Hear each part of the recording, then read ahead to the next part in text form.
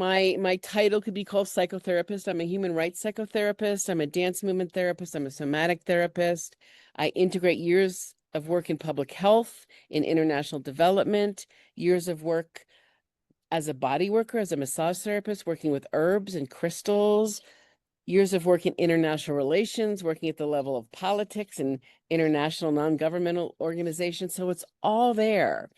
And I think where I sit in this work is maybe I'm like a spider weaving, and there are different threads that appear. And I am grateful that I have the opportunity to crawl along many of those threads and learn new things and integrate new things and meet new people. I've had incredible mentors from Steve Porges, who I met in 1999 and allowed me to really get to know the polyvagal theory in a deep way. I've had medicine teachers, indigenous from several different countries, representing different traditions, but always traditions that are deeply rooted in the earth.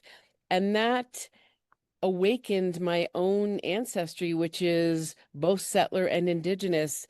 And I'm one of those people for whom the indigenosity was intentionally silenced. So as a therapist, as an educator, as a consultant, as a mentor, as an activist, as a poet, as a mystic, because that's part of the work, I endeavor to uphold those intelligences, the Isadora Duncan, the wildness, because I truly believe that one of the biggest ailments for all humanity, I don't exclude any of us. Well, I might exclude some of us, but it's a deep disconnect from our legacy. Our evolutionary ancestors are the winged ones, the fin ones, the rooted ones. We are here because of many species who forged their way forward, emerged from water to land, learned to crawl. So we owe a debt of gratitude to those beings.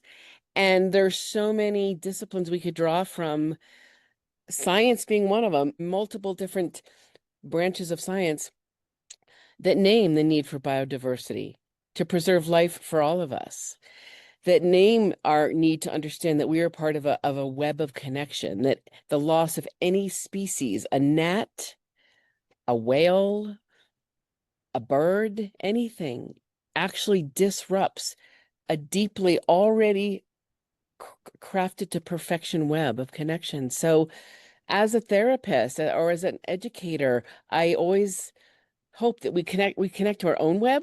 We reconnect the places where we're hurting, where we're wounded, or we've forgotten who we are.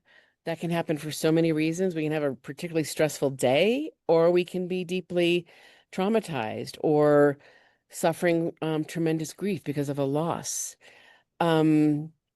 So I always hope that we can find threads of connection in ourselves, the level of the autonomic nervous system, in a non-reductionistic way. The autonomic nervous system is not just inside of us.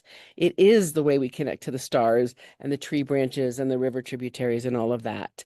The little sparkles on the ocean when the light hits them. So that's also our nervous system. It's a shared space with all of creation.